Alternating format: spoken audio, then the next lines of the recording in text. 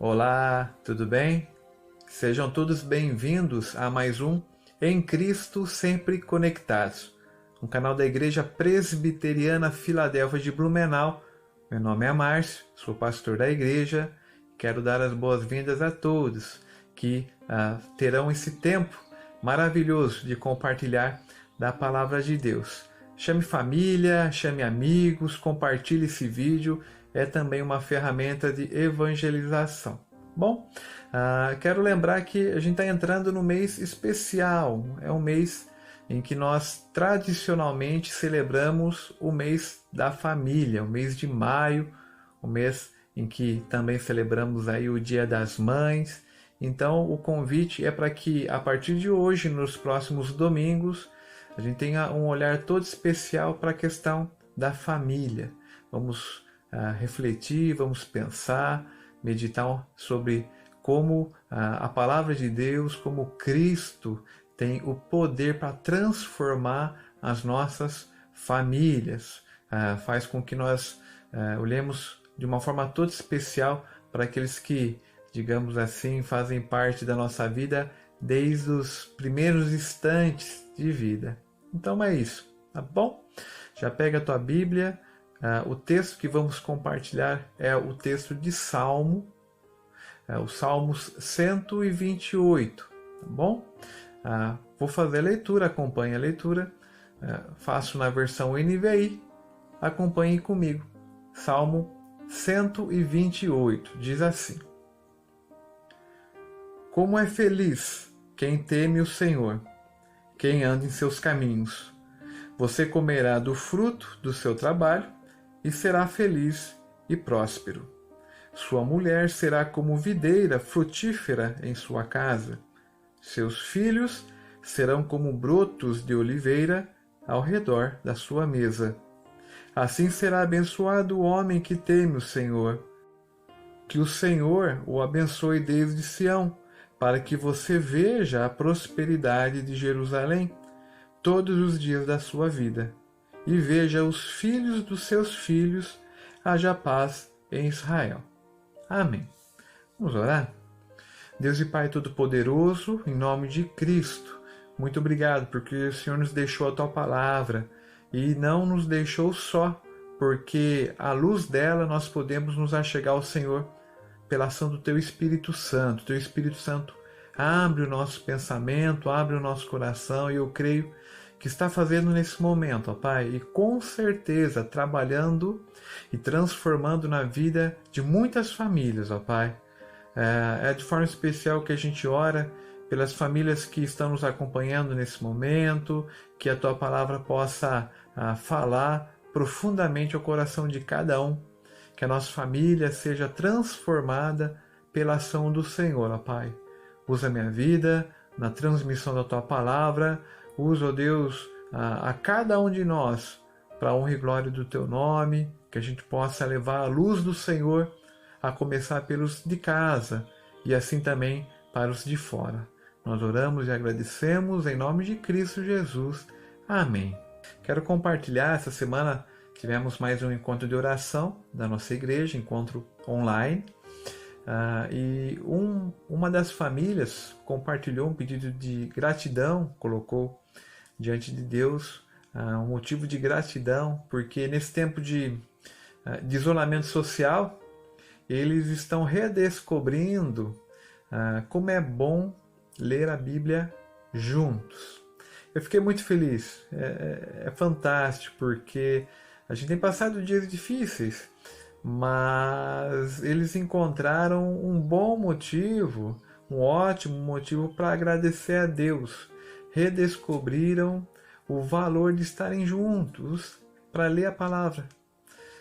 E isso é fantástico, sabe por quê? Porque os nossos dias nos movem para um sentido exatamente contrário desse estar juntos, desse relacionamento que é tão importante dentro da própria casa, porque no caso ali foi uma palavra entre marido e mulher.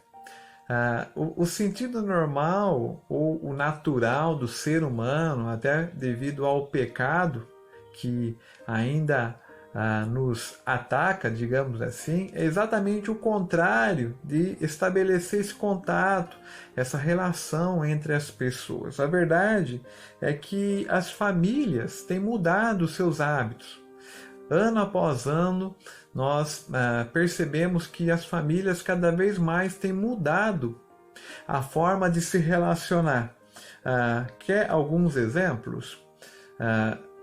Perdeu-se grande parte do significado de sentar junto à mesa, sabe? É difícil família que consiga manter uma constância, por exemplo, no almoço em família, né? O pai trabalha no emprego, a mãe em outro, os filhos escola e diversos outros compromissos que sentar para almoçar junto é um desafio tremendo.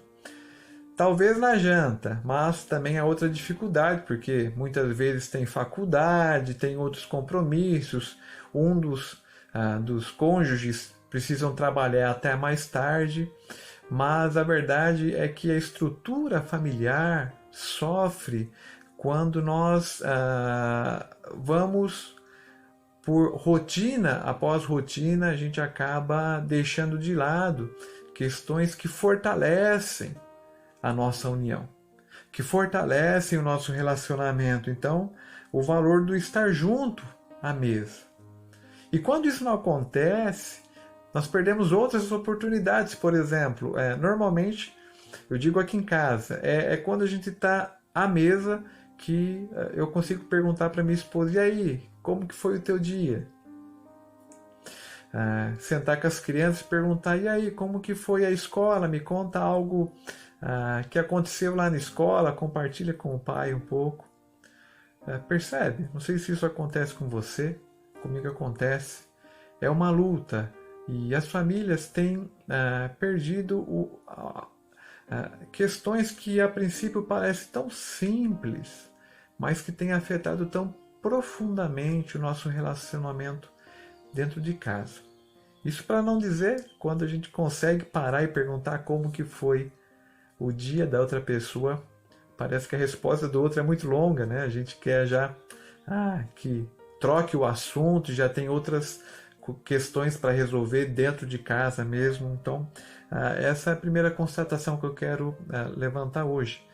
O relacionamento familiar tem sofrido ataques profundos e muitas vezes somos levados e deixados levar por essas mudanças. Ouvi certo dia alguém me dizer o seguinte, que nós estamos cada vez mais à vontade nos nossos relacionamentos. Aí eu perguntei, por quê? Aí a pessoa me disse, olha, estamos cada vez mais à vontade porque nos relacionamos cada vez mais com a gente mesmo e menos com o outro.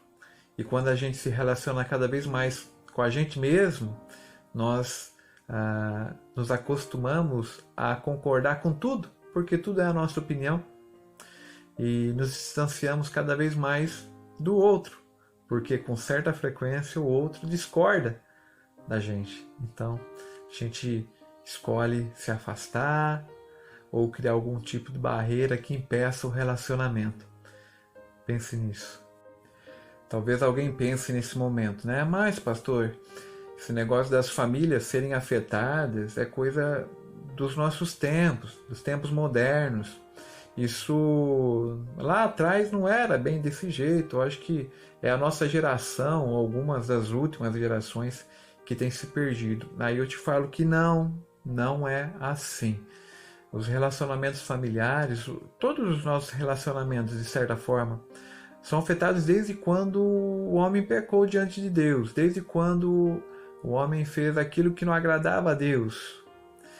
E por que eu digo isso? É só a gente ir lá para o primeiro livro da Bíblia, Gênesis 4, fala do relacionamento dentro de casa, fala do relacionamento entre dois irmãos, Caim e Abel. E o que aconteceu? Caim matou o próprio irmão. Matou o próprio irmão. E é aterrorizante ver a resposta que Caim dá para Deus, porque Deus vai até Caim e diz, olha, onde está o teu irmão? O que aconteceu? Sabe o que Caim responde? Gênesis 4:9 diz assim, olha, Caim respondendo a Deus, olha, eu não sei, sou eu o responsável por meu irmão? Terrível, terrível. Sabe o que acontece? Que Caim tinha matado Abel muito antes de acertar a cabeça dele. Muito antes. Caim já tinha matado Abel no relacionamento entre eles. Já tinha maquinado, com certeza os seus atos já levavam e conduziam a isso. O relacionamento estava doente. E infelizmente é a forma que a nossa sociedade se encontra. Estamos diante de um mundo, fazemos parte de um mundo em que muitas vezes as pessoas só são importantes umas às outras quando trazem algum tipo de benefício, seja benefício sentimental, benefício financeiro.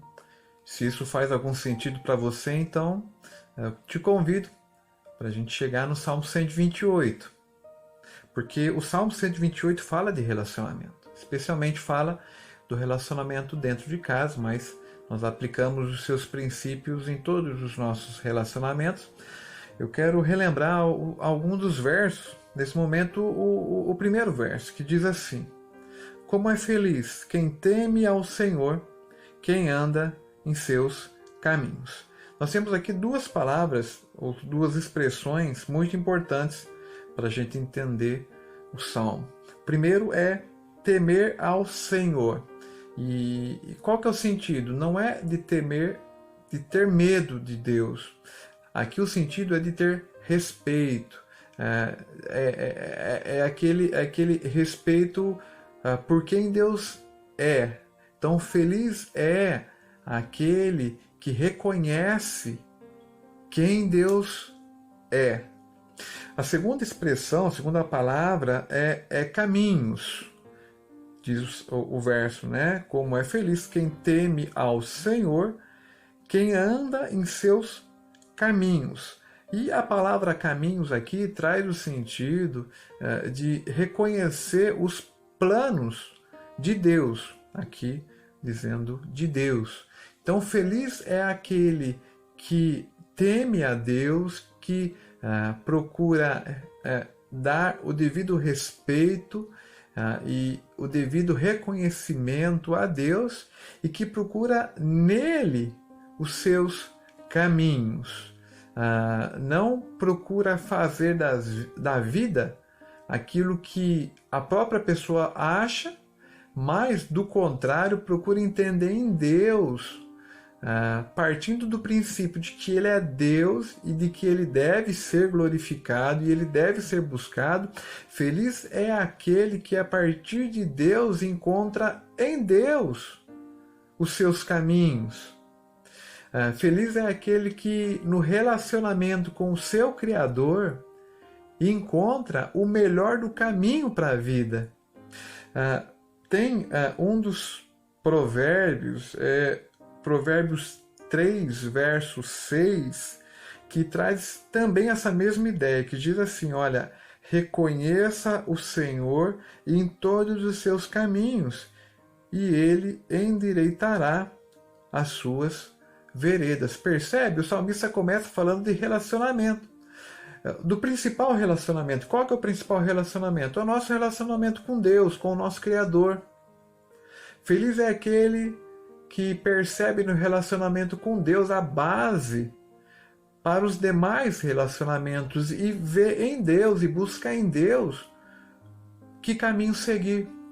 Aquele que parte desse princípio, dessa base, vai ter todos os demais relacionamentos transformados. O salmista vai falar agora na sequência do relacionamento familiar, mas não se engane, todos os nossos relacionamentos são transformados se nós partirmos do nosso relacionamento com Deus.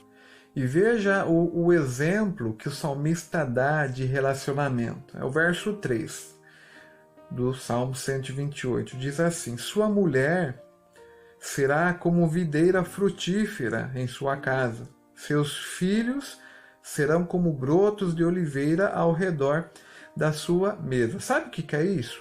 Para o israelita, isso é o retrato da felicidade.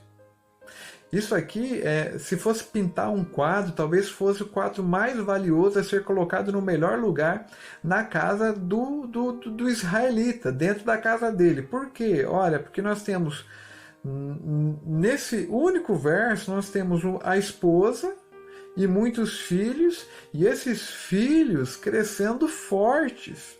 E aqui eu quero destacar também dois termos que eu creio são fantásticos. Um é em sua casa e o outro é ao redor da mesa. Por quê? Falando do primeiro, o em casa, porque é em casa o espaço mais importante, onde o relacionamento familiar acontece. É ou não é? É debaixo do mesmo teto. É em casa o lugar onde nós passamos juntos. Grande parte da nossa vida é em casa que nós construímos intimidade, é em casa em que nós descansamos, é em casa que nós temos tempo de privacidade, é em casa que nós encontramos pessoas em quem podemos confiar, ou deve ser assim, pelo menos.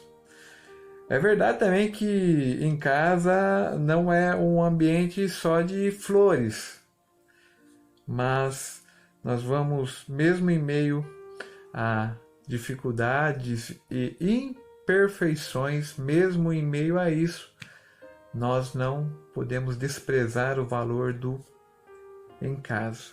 Há um pastor americano, ele é escritor também, gosto demais dos livros dele, é o Timothy Keller, e ele faz uma comparação bem interessante sobre o relacionamento familiar e o evangelho. Porque assim, né, a família é um local onde existe grande tensão, porém é um local onde nós podemos nos sentir amados.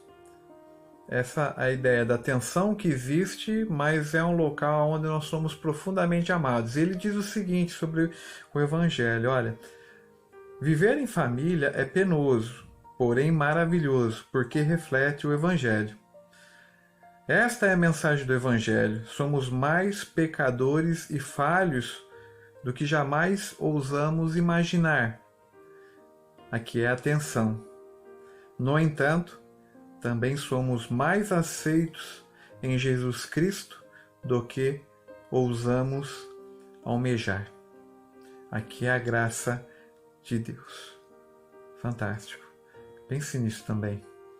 Então, além do em casa, a segunda expressão nesse verso que eu quero destacar é ao redor da mesa. É isso que o salmista diz, né? Só relembrando, então, sua mulher será como videira frutífera em sua casa, e seus filhos serão como brotos de oliveira ao redor da mesa. É claro que o valor principal aqui não está na mesa, mas o que acontece ao redor da mesa, porque é ao redor da mesa em que acontece a conversa, é ao redor da mesa em que eu estou exclusivo para o outro. É ao redor da mesa que nós conseguimos sair do nosso ritmo alucinante do dia a dia para focar no outro e não em mim mesmo. Parece inocente, né? Mas não menospreze o valor do estar ao redor da mesa. Pare e pense comigo. O valor do que acontece à mesa está diretamente ligado à forma como nós executamos o mandamento de amar o próximo. Quantas foram as vezes que de repente você estava conversando com alguém e a pessoa, em vez de olhar para você, estava olhando para o celular? Isso não é conosco, né? Nós estamos mexendo no celular enquanto alguém está conversando com a gente, ou se não é o celular, é a televisão ou qualquer outra coisa. Percebe? Amar ao próximo.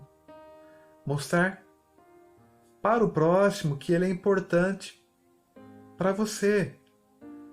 Por isso que, mais uma vez, eu quero reforçar o que acontece ao redor da mesa, ou a ideia que existe é de fortalecimento nos nossos relacionamentos. Jesus também se sentou várias vezes, sentou com seus discípulos na Santa Ceia, né, na última ceia, sentou com pecadores, aqueles que eram considerados pela religião da época pecadores, se sentou com aqueles que o povo judeu consideravam impuros. Jesus se assentou ao redor da mesa, mostrou para o outro que ele era importante para ele. Não menospreze o valor de estar ao redor da mesa, ou mais, não menospreze o valor dos pequenos atos do relacionamento que é cultivado com valores do reino de Deus, com amor, considerando importante aquele que está com você. Viver um relacionamento sólido é perceber que o Evangelho nos fará agir diferentes, porque Cristo fez diferença para nós. Nos fará agir com maturidade quando for necessário. Nos fará perdoar quando falharem, ou mesmo quando nós falhamos. Nos fará agir com amor, onde reina a indiferença. Nos fará pessoas que consolam quando há choro. Nos fará pessoas que cuidam quando há solidão. E por quê? Porque nós cultivamos relacionamentos sólidos. Primeiro com Deus e a partir dele com o próximo. E aqui eu já quero concluir. Em tempos de relacionamentos líquidos, em tempos em que as pessoas parecem cada vez menos importantes umas às outras, pense no relacionamento que Deus tem por toda a vida procurado estabelecer com você. Dá o próprio Filho, Filho unigênito, para morrer na cruz por você, para nos fazer novamente povo dele, para nos fazer família dele. E ele não desiste de mim e de você, ele continua todos os dias nos expondo a palavra dele, nos fazendo conhecer pessoas que levam e que agem de acordo com o reino de Deus. Deus está em todo instante, todos os dias da nossa vida, de alguma forma, procurando se relacionar comigo e com você, na oração, no convite à oração todos os dias. Restabeleça os teus relacionamentos a partir do teu relacionamento com Deus. É fato também que muito do que nós fazemos uns para os outros está diretamente ligado exatamente ao relacionamento, em como está o nosso relacionamento com Deus. Se é preciso se arrepender de algo, é o momento. Se o momento é de pedir perdão, de reconhecer alguma falha, arrependa-se. Haja. Se achegue a Deus e Ele se achegará a vós. Vamos orar? Deus e Pai Todo-Poderoso, em nome de Cristo, de fato, há muitos séculos, desde a criação, os nossos relacionamentos sofrem com o pecado, sofrem, ó Deus, com tudo aquilo que veio como consequência da nossa relação, da nossa rebelião com o Senhor, ó Pai. Nos perdoe por isso, nos dá um coração que percebe o erro, um coração arrependido, que busca então, a partir da força que vem do Senhor mesmo, restabelecer relacionamentos, ó Pai. Primeiro com o Senhor, que a gente se entregue definitivamente ao Senhor, ó Pai. Que o Senhor seja a base da nossa vida, que seja o valor maior para cada um de nós. E a partir disso, certamente todos os nossos demais relacionamentos serão transformados. E hoje, de forma especial, a gente olha para a família. Restaura, ó Deus, os relacionamentos dentro do lar, entre marido e mulher, entre pais e filhos, entre, Deus, sogro e sogra, entre primos, família, ó Pai, família que o Senhor nos dá, família preciosa a cada um de nós. Restaura, ó Deus, transforma. Não deixa, ó Deus, que o nosso pecado, ou mesmo que as investidas do diabo destrua aquilo que o Senhor tanto valoriza, ó Pai. E se o Senhor valoriza, é bom para nós. Nos ajuda, Deus, perdoa os nossos pecados, nossos erros, as nossas falhas, mas que a gente aprenda definitivamente a caminhar nos teus caminhos, que os caminhos do Senhor sejam reconhecidos nos nossos caminhos. É o que nós oramos e agradecemos. Abençoa a cada uma das famílias representadas nesse momento, através das pessoas que acompanham essa mensagem. Abençoa, Deus, e transforma, restaura a cada um de nós, ó Pai. Nós oramos em nome de Cristo Jesus. Amém. Que bom a palavra de Deus que conforta, dá ânimo e que orienta o nosso coração e a nossa mente. Quero te agradecer por ter dedicado esse tempo. Acompanhe as nossas divulgações, as nossas mensagens. No próximo domingo, uma nova mensagem. Durante a semana, na quinta-feira, o nosso encontro de oração online. Você está convidado. Visita a nossa página no Facebook. Lá você tem todas as instruções. E participe conosco, sim. Seja onde for que você está, tá bom? Compartilhe esse vídeo, também é uma ferramenta de evangelismo. Quem sabe famílias serão transformadas através da tua vida, por você ter tomado essa iniciativa de compartilhar essa mensagem também. Tá bom? Então, um forte abraço e no mais, em Cristo, sempre conectados. Deus te abençoe.